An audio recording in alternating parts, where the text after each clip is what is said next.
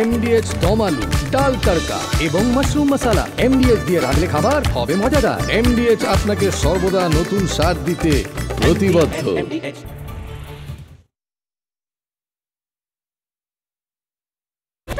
হট্ট মেলা নয়, আমার আপনার রায় নিয়ে খাপ পঞ্চায়েত নয়। সন্ধ্যে 7টা মানেই করা সত্যি কথা যা হজম করতে সময় লাগে। যুদ্ধ হোক বা দুর্নীতি, অপরাধ বা চিটিংবাজি, ঘুরিয়ে নাক দেখাই না আমি, যখন তখন রং বদলাই। আমি স্বর্ণালী, প্রশ্ন করি সোজাসুজি।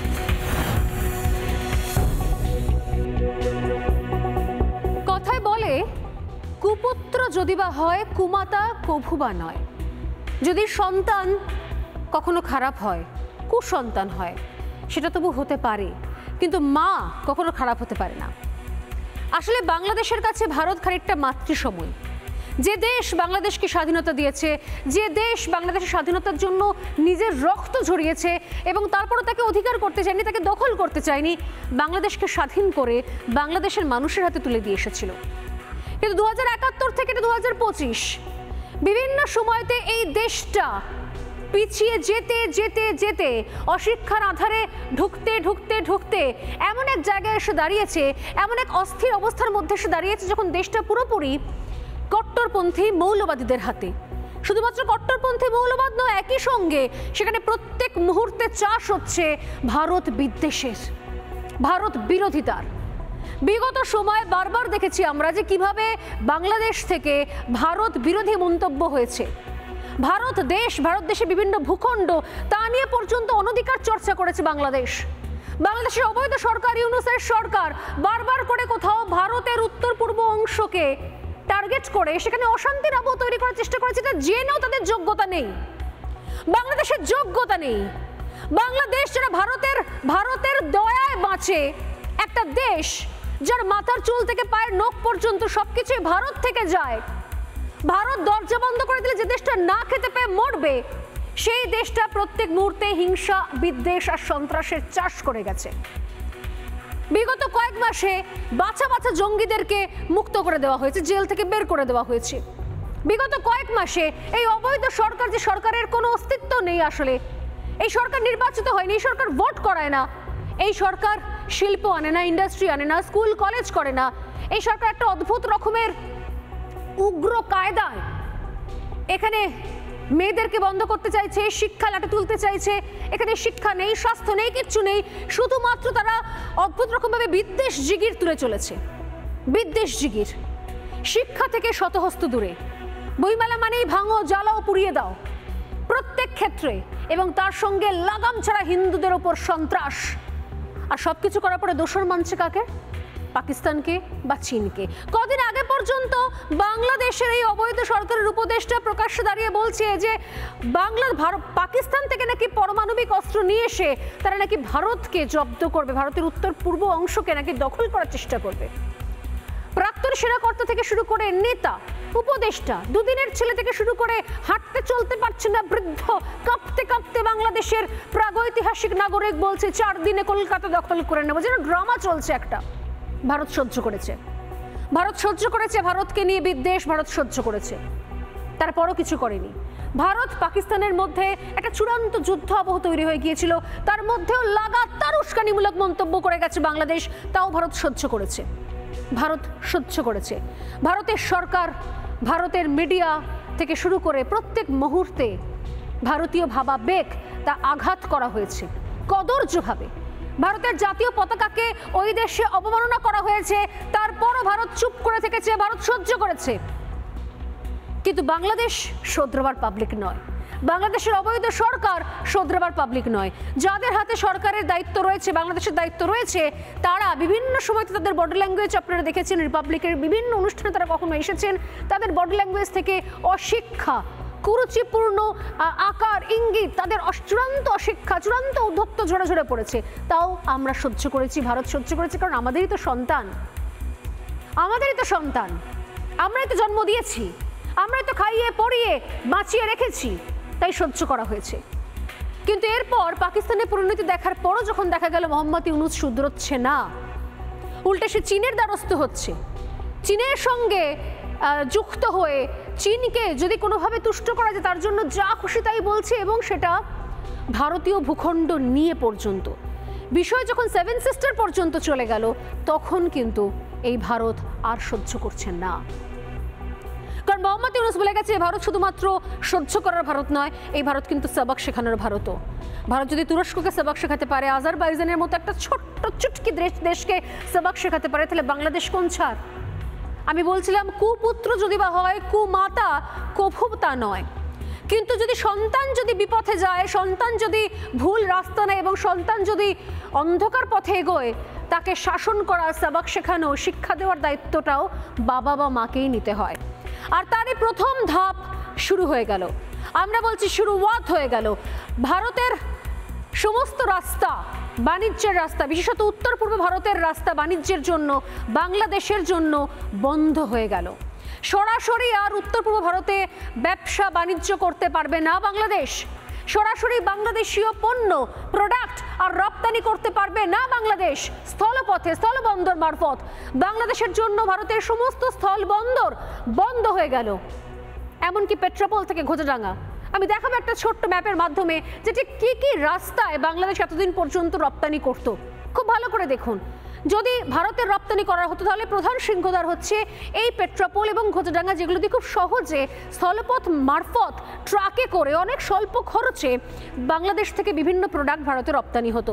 শুধুমাত্র এই ঘোচাডাঙ্গা বা পেট্রাপোল সীমান্ত নয়, এরপর যদি দেখুন যে যদি অন্যান্য বর্ডারগুলো আমি এক এক করে দেখাবো, যেগুলোর মারফত কখনো আসাম, কখনো ত্রিপুরা, কখনো বা আমরা যেটা বলি যে কোচবিহার বা আমাদের যেটা উত্তরবঙ্গ সীমান্ত, উত্তর দিনাজপুর সীমান্ত, সেগুলো দিয়েও কিন্তু বিভিন্ন সময়তে ট্রাকের মারফত এই এতদিন ধরে ব্যবসা বাণিজ্যগুলো চালু ছিল, এগুলো মারফত খুব সহজে সস্তায় স্থলপথে কিন্তু বাংলাদেশ রপ্তানি করতে পারত, যেটা ক্লিয়ারলি এই ম্যাপের মাধ্যমে বিভিন্ন রুট A, B, C 1, 2, 3, 4 করে প্রত্যেকটা রুট আমি দেখিয়ে দিচ্ছি, এই রুটগুলো ব্যবহার করতে পারতো। কিন্তু এখন এই সমস্ত রুটগুলো বন্ধ করে দেওয়া হলো।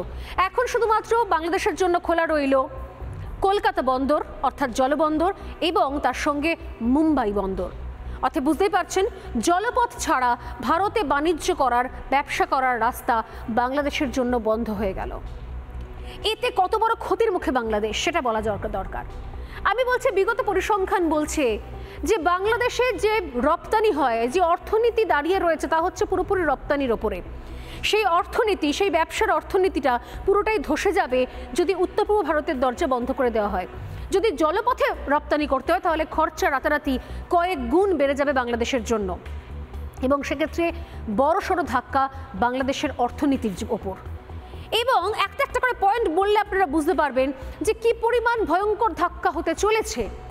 কারণ এই সুবিশাল রাস্তা বন্ধ হয়ে গেলে তাদেরকে অনেক বেশি খরচে জলপথ অর্থাৎ জাহাজ মারফত কিন্তু এবার রপ্তানি করতে হবে, যেটা অনেক বেশি সময় সাপেক্ষ এবং ব্যয় সাপেক্ষ। শুধু তাই নয়, কোন কোন প্রোডাক্ট এতদিন পর্যন্ত রপ্তানি হতো আপনারা জানেন নিশ্চয়ই। বাংলাদেশ রপ্তানি করে যা আয় করে তার 93% আয় করে শুধুমাত্র ভারত থেকে। 93% আয় করে শুধুমাত্র ভারত থেকে, এবং সেই সংখ্যাটাও বিশাল, কয়েক কোটি। এবং সেটার ক্ষেত্রে কিন্তু বড়সড় ধাক্কা। কি কি প্রোডাক্ট বাংলাদেশ রপ্তানি করতে মূলত? এর মধ্যে রয়েছে ফল, এর মধ্যে রয়েছে মাছ, এর মধ্যে রয়েছে ভোজ্য তেল, এর মধ্যে রয়েছে মূলত সবথেকে বড় যেটা ব্যবসার জায়গা তা হচ্ছে পোশাক থেকে শুরু করে কটন রেডিমেড পোশাক সেগুলোর কিন্তু বড়সড় বাজার বাংলাদেশ বানিয়েছিল ভারতের ক্ষেত্রে। এছাড়াও প্লাস্টিকজাত সামগ্রী সেগুলো কিন্তু বাংলাদেশ রপ্তানি করত ভারতে। এছাড়াও ফল রপ্তানি করা হতো ভারতে, মাছ রপ্তানি করা হতো। এই ধরনের একাধিক প্রোডাক্ট বিভিন্ন সময়তে রপ্তানি করা হতো, এবং কিছু কিছু ক্ষেত্রে চালও রপ্তানি করা হতো। এবং পানীয়, বাংলাদেশের নিজস্ব দেশীয় পানীয়, তাও কিন্তু সফট ড্রিঙ্ক যাকে বলে, সেটাও কিন্তু রপ্তানি করা হতো ভারতে। অতএব এতগুলো প্রোডাক্ট যদি রাতারাতি তার জন্য সমস্ত স্থলবন্দরগুলো বন্ধ হয়ে যায়, তাহলে অনুমেয় কত বড় সর্বনাশের মুখে পড়বে বাংলাদেশ। আর এটাকে প্রথম কড়া পদক্ষেপ হিসেবে দেখা হচ্ছে কূটনৈতিক স্তরে। যদি বারবার করে কূটনৈতিক স্তর থেকে সেই দেশের অনির্বাচিত সরকার দায়িত্বজ্ঞানীর মন্তব্য, উস্কানিমূলক মন্তব্য না করে আসতো, তাহলে হয়তো এই দিনটা আজ দেখতে হতো না বাংলাদেশের সাধারণ মানুষ এবং ব্যবসায়ীদের। আর এই জায়গা থেকে আমার প্রশ্ন, এর জন্য দায়ী কে? সেখানকার অনির্বাচিত অস্থায়ী সরকারের দীর্ঘদিন ধরে দায়িত্বজ্ঞানহীন মন্তব্য কি দায়ী নয়? এবং পাকিস্তানকে চুপিসারে নিজের দেশের মাটিতে এয়ার বেস বানাতে দেওয়ার জন্য মোহাম্মদ ইউনূসের প্রাণপাত প্রচেষ্টা, সেটাও কি দায়ী নয়? সবক সেখানে তো শুরু হয়ে গেল সবে। আমি আজকে ডিবেটে আসবো, তবে তার আগে বিগত সময় মোহাম্মদ ইউনূস এবং তার নেতৃত্বাধীন বাংলাদেশ যেভাবে কোথাও ভারত সম্পর্কে, ভারতের ভূখণ্ড সম্পর্কে অনৈতিক এবং এখতিয়ার বহির্ভূত মন্তব্য করেছে এবং উস্কানিমূলক মন্তব্য করেছে, তার কিছু ঝলক ফিরে দেখা আজ একবার। States of India, eastern part of India, called Seven Sisters, they are landlocked country, landlocked region of India. They have no way to reach out to the ocean. We are the only guardian of the ocean for all this region. So this opens up a huge possibility. So this could be an extension of the Chinese economy, build things, produce things, market things, bring things to China, bring it out to the whole rest of the world. আমাদের কাছে এটার পেছনে যেতে হবে। এবং তার সঙ্গে আবার যোগ করলাম, এটা শুধু হৃৎপিণ্ড বাংলাদেশের জন্য না, আশেপাশের দেশগুলোর সঙ্গে সংযুক্ত। যে কারণে নেপালের কথা বললাম, ভুটানের কথা বললাম, সেভেন সিস্টার্সের কথা বললাম, সবার জন্য হৃৎপিণ্ড একটাই। নেপালের জন্য হৃৎপিণ্ডই নেই, কাজে আমাদের হৃৎপিণ্ড দিয়ে তাকে চালতে হবে। 4 দিনের মধ্যে আমরা কলকাতা হোল করে নেব, আমরা তো হোল করে নেব। মাঝে মাঝে বলি না 26 লাখ ভারতীয়, এগুলো কোথায়? একটা একটা করে ইন্ডিয়ানকে ধরে লাথি মেরে ইন্ডিয়ার সীমান্তে ঢুকাই দিয়ে আসতে হবে। আমরা ভারতের সঙ্গে কোনো বন্ধুত্ব চাই না, যে অবস্থা আমরা শত্রুতাই চাই, বন্ধুত্ব চাই না। সেভেন সিস্টার বলতে কিছু নাই, প্রয়োজন হলে ওটা বাংলাদেশের সাথে একত্রিত হয়ে যাবে ইনশাল্লাহ, সেই দিন বেশি সময় নাই। আমরা ওদের পণ্য বর্জন করব। আমরাও আমাদের নবাবের এলাকা ওই বাংলা, উড়িষ্যা এবং বিহার আমরা দাবি করব, এটা তো আমাদের ন্যায্য পাওনা। যে জায়গা থেকে শুরু করেছিলাম আজকে, একের পর এক ধরনের মন্তব্য, এই মন্তব্যগুলো শুধুমাত্র যে ভারত পাকিস্তান এই অশান্ত আবহের মধ্যে করা হচ্ছে তা নয়। আমরা দেখলাম যে 5ই আগস্ট 2024 শেখ হাসিনা দেশ ছাড়ার পর থেকেই প্রত্যেক মুহূর্তে ভারতের প্রতি বিদ্বেষ, ভারত বিরোধী মন্তব্য, ভারত সরকারের বিরুদ্ধে মন্তব্য এবং কিছু কিছু সময় বেশ কদর্য মন্তব্য, সোশ্যাল মিডিয়াকে আশ্রয় করে ভয়ঙ্কর ন্যারেটিভ তৈরি করার একটা মরিয়া চেষ্টা, এবং তারপর একের পর এক এ ধরনের বিদ্বেষের মন্তব্য, এবং যা কোথাও আকাশ ছোঁয়া পর্যায়ে পৌঁছে গেল এই ভারত পাক অশান্তির আবহের মধ্যে। এবং এর আগেও আমরা দেখেছি যা কিছু পরমাণু অস্ত্র নিয়ে এত কিছু কথা চলছে এখন বর্তমানে, যে আদৌ সেই জায়গায় রয়েছে কিনা পাকিস্তান, আদৌ তার সেই ইউনিটগুলো সেগুলো সহি সালামাত মানে সুস্থ অবস্থায় আদৌ আছে কিনা, আদৌ পরবর্তী 10 বছর পাকিস্তান আর কোনো দেশকে পারমাণবিক হামলার কোনো হুমকি দিতে পারবে কি না, এই নিয়ে যখন প্রশ্ন করছে গোটা বিশ্ব, সেই সময় ঠিক কয়েকদিন আগে, হাতে গোনা কয়েক সপ্তাহ আগেও বাংলাদেশের উপদেষ্টা বলছেন যে আমাদের বড় ভাই হচ্ছে পাকিস্তান, দরকার পড়লে সেখান থেকে পারমাণবিক অস্ত্র নিয়ে এসে হলেও আমরা 7 সিস্টার ফিরিয়ে আনবো, বা কলকাতা 4 দিনে জয় করবো, বা আরও কিছু ইত্যাদি ইত্যাদি ইত্যাদি।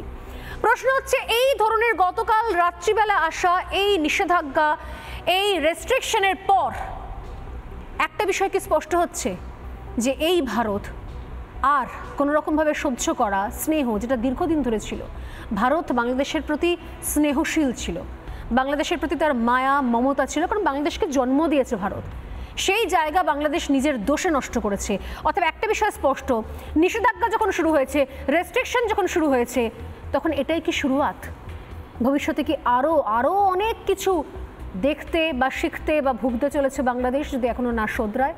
এই নিয়ে আলোচনা করতে এই মুহূর্তে আমাদের সঙ্গে যারা রয়েছেন, আমি আলাপ করি, এই মুহূর্তে আমার সঙ্গে রয়েছেন বিজেপি মুখপাত্র এবং অধ্যাপক বিমল শঙ্কর নন্দ, রয়েছেন প্রাক্তন নৌসেনা কর্তা বিমল কুমার চন্দ, যিনি 71-এর যুদ্ধে সরাসরি লড়েছিলেন, অংশগ্রহণ করেছিলেন। বিমল কুমার চন্দ প্রাক্তন নৌসেনা কর্তা উপস্থিত রয়েছেন সাংবাদিক রক্তিম দাস, যিনি দিনের পর দিন বাংলাদেশ নিয়ে স্টোরি করেছেন, সাংবাদিকতা করেছেন, লিখেছেন, এবং আমার সঙ্গে রয়েছেন আইনজীবী নীলাভ ব্যানার্জি। নীলাভ, আপনাকেও স্বাগত। প্রত্যেকের স্বাগত রিপাবলিক বাংলায় সোজাসুজি স্বর্ণালীতে। যে জায়গা থেকে আমি শুরু করেছি, আমি প্রথমে আসি রক্তিমবাবু আপনার কাছেই, কারণ চিন্ময় কৃষ্ণ প্রভু থেকে শুরু করে একাধিক বাংলাদেশের প্রত্যেকটা মুভমেন্ট নিয়ে আপনি গভীরে গিয়ে সাংবাদিকতা করে আসছেন বিগত কয়েক বছর ধরে এবং তারও আগে থেকে। কারণ যে রুট আপনি নিজেই একসময় বলেছেন যে ওটা আমার ছেড়ে আসার জায়গা, আমার আগের ছেড়ে আসার দেশ। বর্তমানে বাংলাদেশ যে জায়গায় প্রত্যেক মুহূর্তে তার ঘৃণা, তার বিদ্বেষ এবং বিশেষত খুব স্পেসিফিক্যালি বলতে গেলে এই যে 7 সিস্টার যার কথা বলা হচ্ছে, সেই 7 সিস্টার নিয়ে প্রত্যেক মুহূর্তে ইউনূসের উস্কানিমূলক মন্তব্য, 7 সিস্টারকে নিয়ে আপত্তিজনক মন্তব্য যা আমাদের দেশের জন্য, দেশের ইন্টিগ্রিটির জন্য যথেষ্ট মানে বিরক্তির একটা জায়গা, এবং অনধিকার চর্চা দিনের পর দিন করে যাওয়ার পর আজকে কিন্তু 7 সিস্টারের রাস্তা, উত্তর পূর্ব ভারতের রাস্তা পুরো বন্ধ হয়ে গেল বাংলাদেশের জন্য, ব্যবসার ক্ষেত্রে বন্ধ হয়ে গেল। কত বড় ধাক্কাটা বাংলাদেশের অর্থনীতির ক্ষেত্রে, আমি এটা আগে জানতে চাইব। না দেখুন, এটা খুব বিশাল বড় ধাক্কা, কারণ বাংলাদেশ ভারতের দিকে তাকিয়ে থাকে। একসময় কলকাতার মানুষের দিকে তাকিয়ে তারা থাকতো, বলতো যে কলকাতার মানুষ নাকি ইলিশ খেতে চায়, সেই ইলিশ তারা বন্ধ করে দিয়েছিল। তারপর কিন্তু আমাদের এখানে ইলিশ নিয়ে আর সেরকমভাবে কোনো ইয়ে নেই। আমি যে কথাটা বলতে চাইছি, দেখুন আজকে এই ধাক্কাটা কিন্তু পড়বে বাংলাদেশের সাধারণ মানুষের উপর, কারণ বাংলাদেশের সাধারণ মানুষ পুরোপুরি এই ভারতীয় পণ্যের উপর নির্ভরশীল। সেই পণ্যের দাম অনেক বেড়ে যাবে, যার ফলে সেখানকার মানুষ আরও গরিব থেকে আরও গরিব হবে। কিন্তু কাদের জন্য, কার পাপে তারা আজকে এই দুঃখ কষ্টের মধ্যে পড়লেন?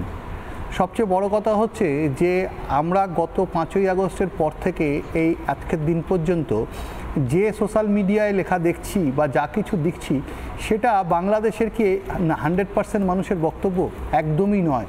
সেই বক্তব্যটা হচ্ছে বাংলাদেশকে যারা এখন দখল করেছেন, সেই জেহাদি গোষ্ঠী বা সেই ধরনের যারা গোষ্ঠী, যারা ভারত বিদ্বেষী গোষ্ঠী, তাদের বক্তব্য।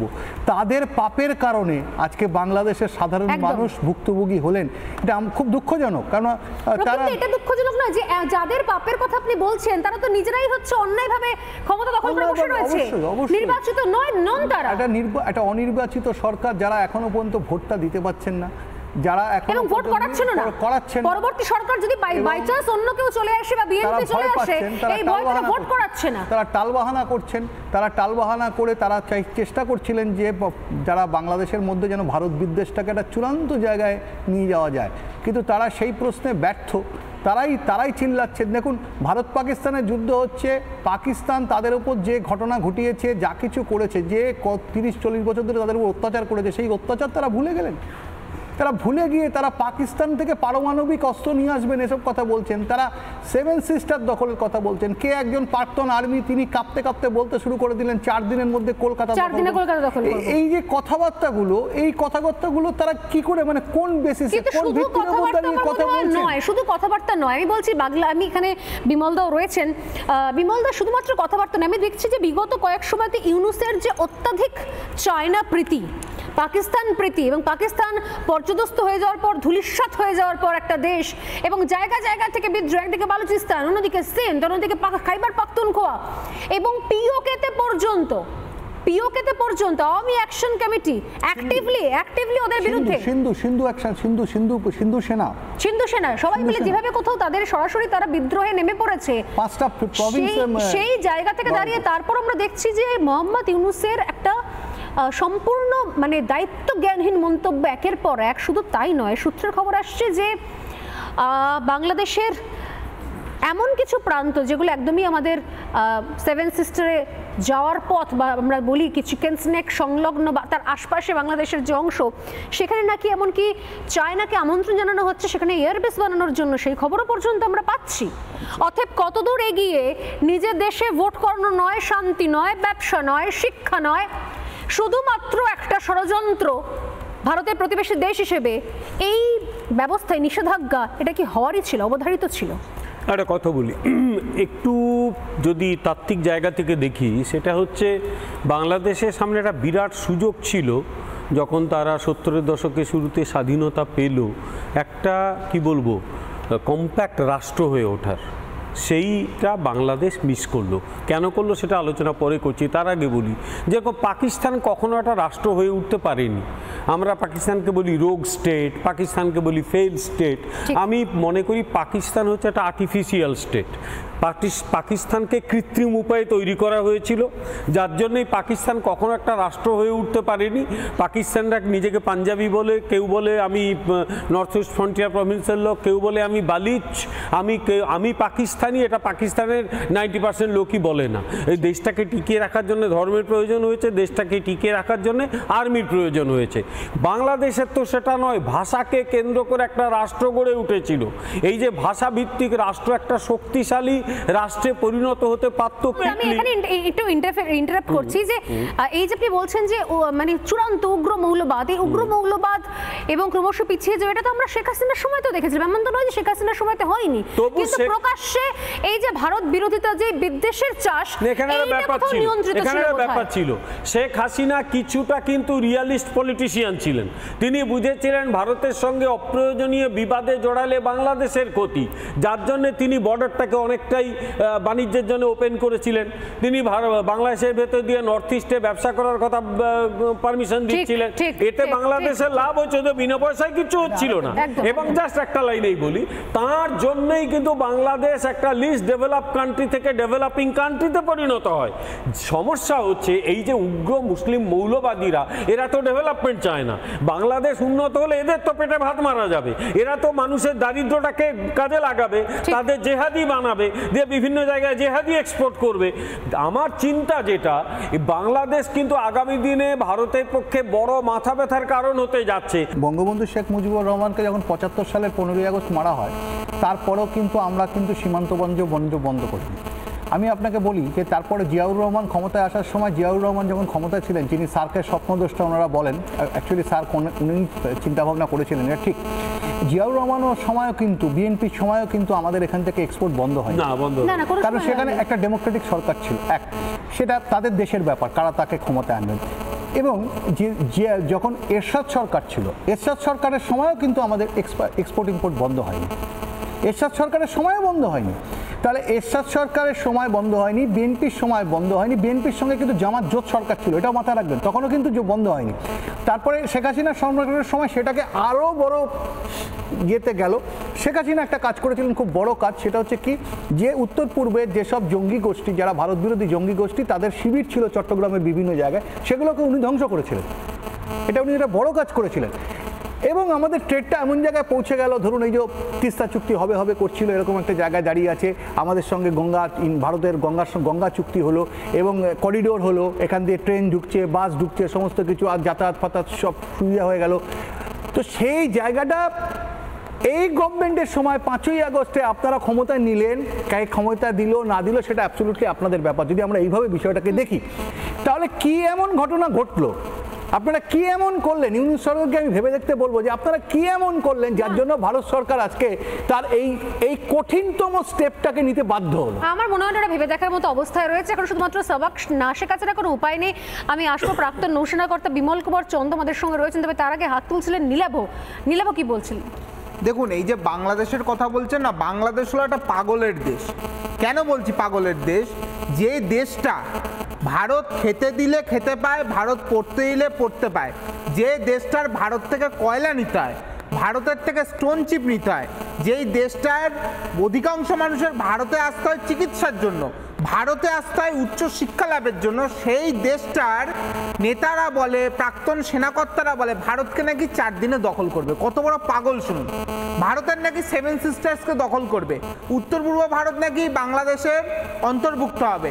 আসলে এই বাংলাদেশের যে পাগলগুলো এই কথাগুলো বলে, তারা চিন্তা করে বা তারা ভাবে, তারা নেশাগ্রস্ত কিনা জানি না, তাদের মানসিক বিকারগ্রস্ত কিনা তারা জানি না, তাদেরকে কলকাতায় এনে একটা ভালো চিকিৎসা করানোর দরকার, ভারতে তো ভালোভাবে মাথার চিকিৎসা করানোর দরকার। কারণ তারা ভাবে যে পৃথিবীর অন্যতম ক্ষমতাশীল রাষ্ট্র বা প্রধান ক্ষমতাশীল রাষ্ট্র মনে হয় বাংলাদেশ।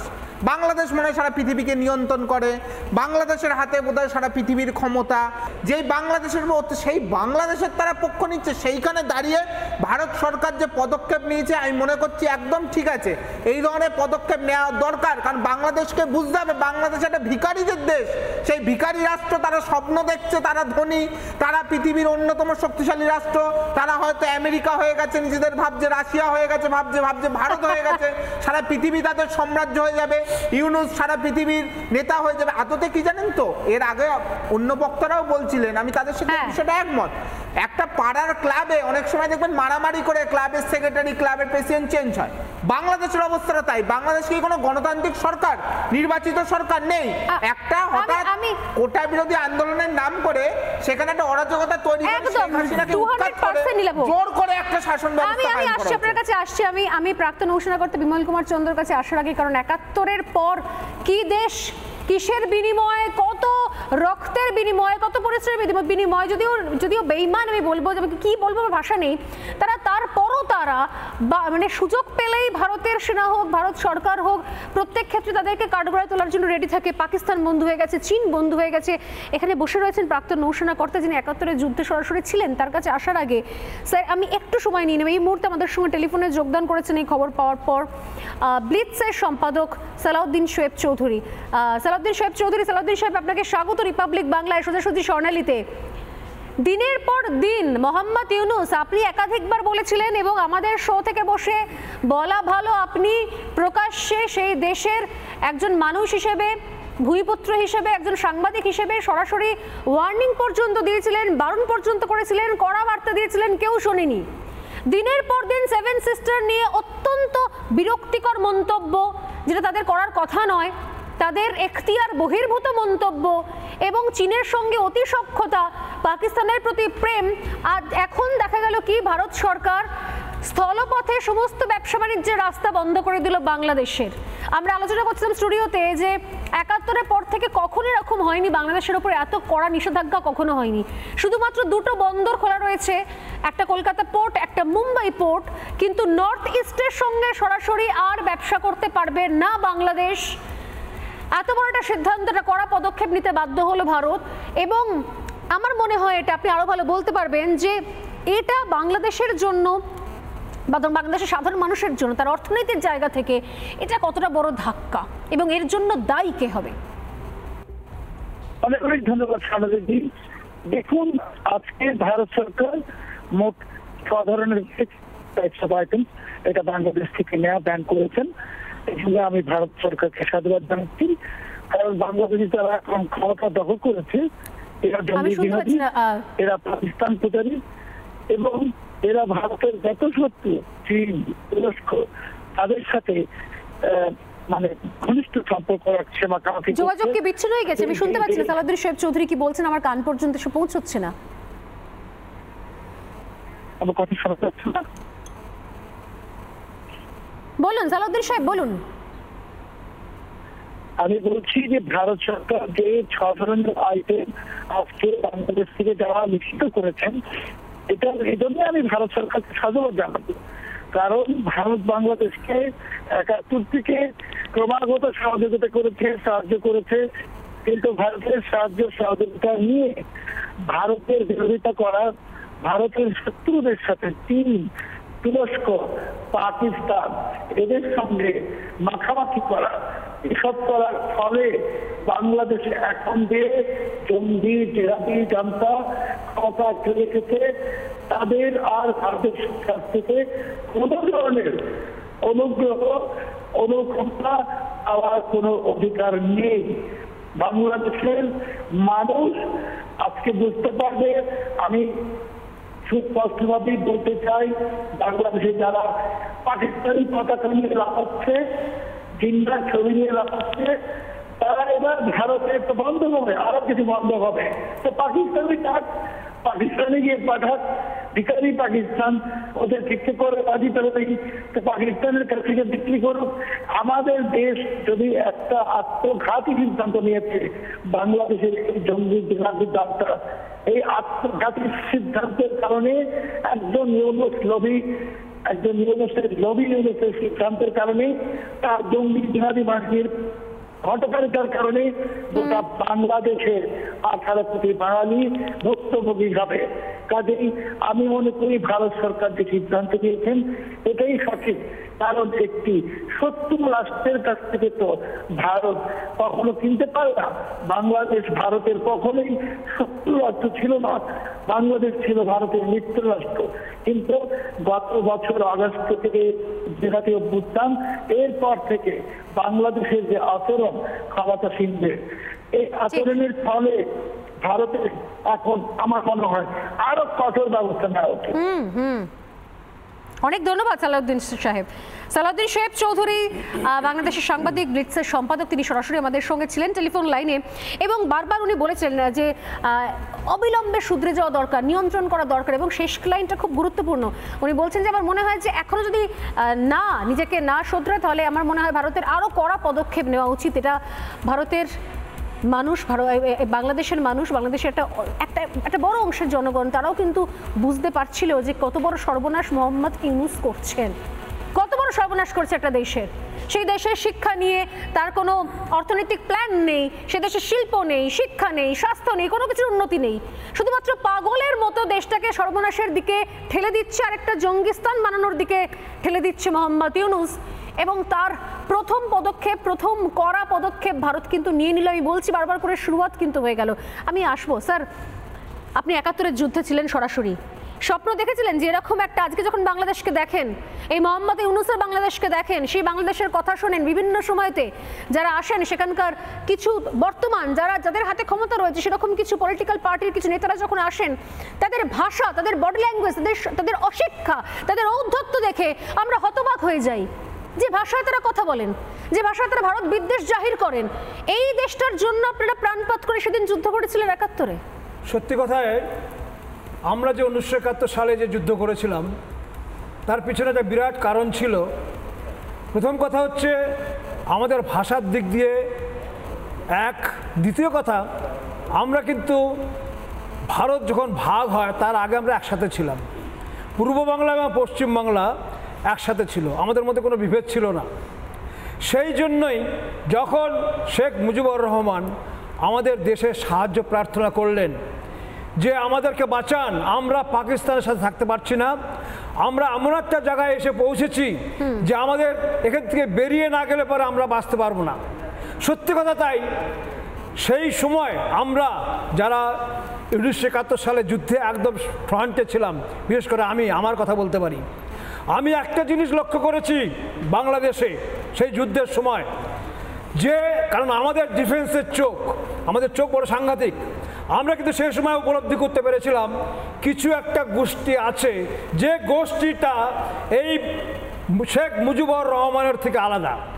তারা কখনোই চায় না যে শেখ মুজিবুর রহমানের যে পার্টি, সেই পার্টি ক্ষমতায় আসুক, কিন্তু তাদের ক্ষমতা এত বেশি ছিল, তাদের লোকবল এত বেশি ছিল, তাদের জনতার যে সাপোর্ট সেটা এত বেশি ছিল, যার জন্য তারা কিছু করতে পারেনি।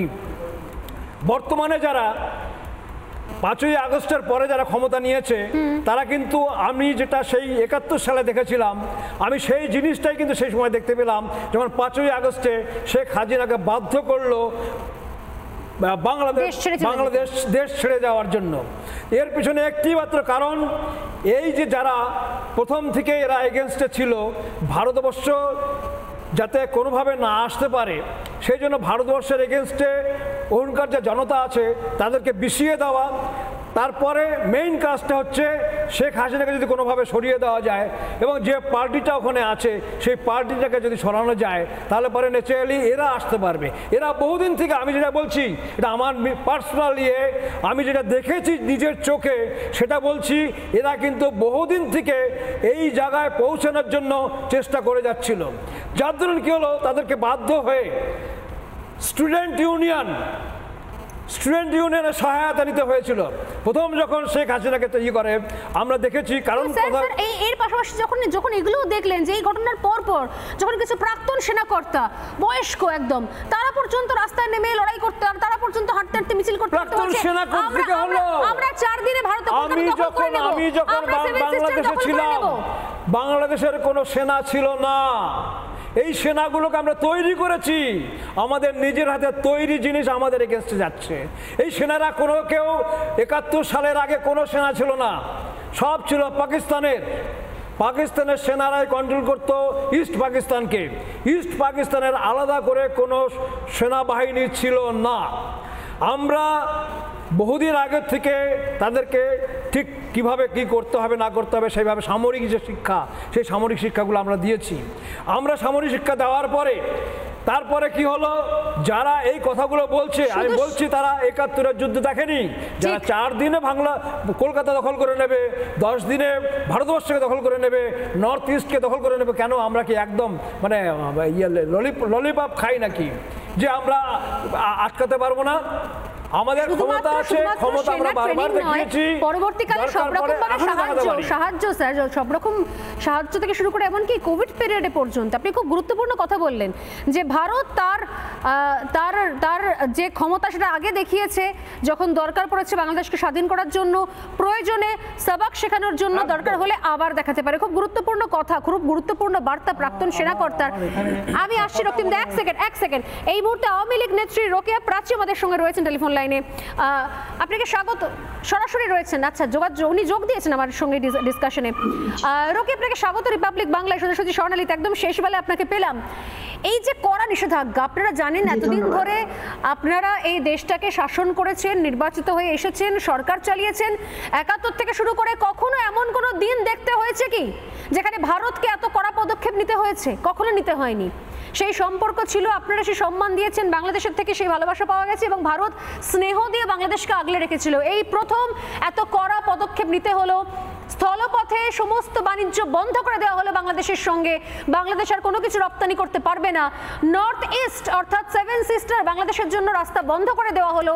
শুধুমাত্র দুটো জলবন্দর অর্থাৎ পোর্ট খোলা হয়েছে, কলকাতা বন্দর এবং মুম্বাই পোর্ট।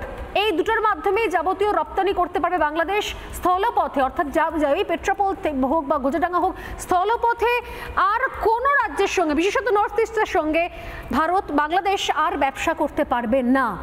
কি মনে করেন কারা দায়ী এর জন্য? এই সিদ্ধান্ত মানে এই পরিণতি হলো বাংলাদেশের, আজকে ভারত সিদ্ধান্ত নিতে বাধ্য হলো, এর জন্য দায়ী কারা? অন্তর্বর্তীকালীন সরকার যারা সামলাচ্ছে, অনির্বাচিত, তারা দায়ী নয়? জি ধন্যবাদ।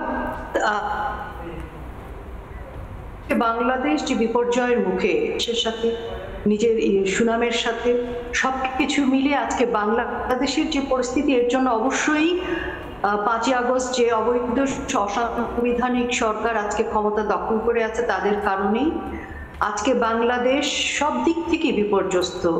আজকে ভারতের সাথে যে সম্পর্ক আমরা প্রথম থেকেই দেখেছি, একটা ভারত দেশ এবং ভারতের বিরুদ্ধে এক ধরনের উস্কানিমূলক প্রচারণা করা এবং ভারত দখল, 7 সিস্টার দখল, এই সকল বিষয় নিয়ে যে উস্কানিমূলক কথাবার্তা একদম এবং যে কূটনৈতিক সম্পর্কের শিষ্টাচার বহির্ভূত যে আচরণ, সবকিছু মিলে আজকে যে পরিণতি ঘটেছে, এটার জন্য বাংলাদেশের জনগণ, বাংলাদেশ ক্ষতিগ্রস্ত। কিন্তু বাংলাদেশের জনগণ সবসময় কিন্তু ভারতের সাথে মৈত্রী সম্পর্কে বিশ্বাসী ছিল, শ্রদ্ধাশীল ছিল।